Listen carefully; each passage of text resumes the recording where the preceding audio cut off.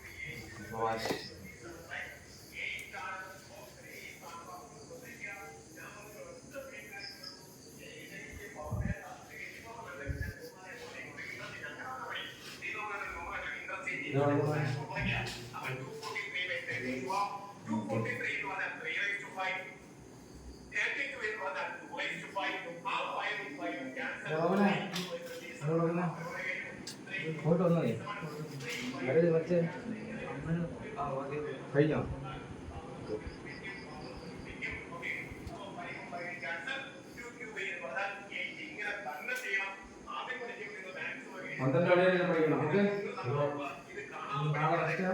Morning ഫിസിക്കലില്ല, 12 മണിവരെ workout ചെയ്യണം. Okay, previous year question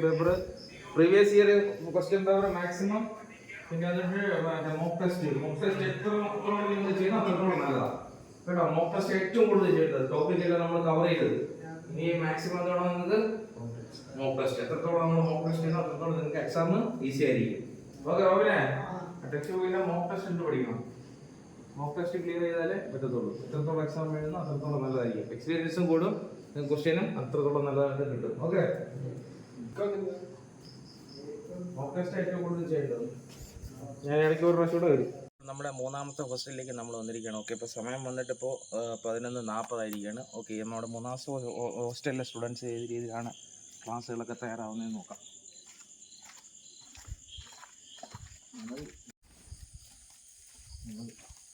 പണിയിടാം.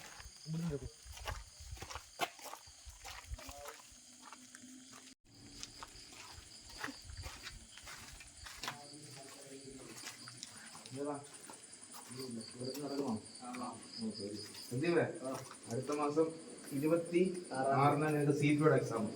നല്ല രീതിയിൽ പ്രിപ്പയർ ചെയ്യണം. ഇപ്രാവശ്യം തന്നെ CPO കേരള പോലീസിലെ ഈ ജോലി കരസ്ഥമാക്കണം. പറഞ്ഞില്ല, ഹാർഡ് വർക്ക് ചെയ്താലേ പറ്റും. ഓക്കെ, സ്പെഷ്യൽ ടോപ്പിക്ക് കിട്ടിയിട്ടുണ്ടല്ലോ. ക്ലാസ്സുകളൊക്കെ എങ്ങനെയുണ്ട്? ഓക്കെ, ഓക്കെ,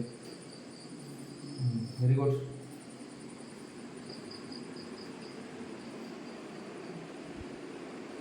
എല്ലാവരും ഉണ്ടല്ലേ?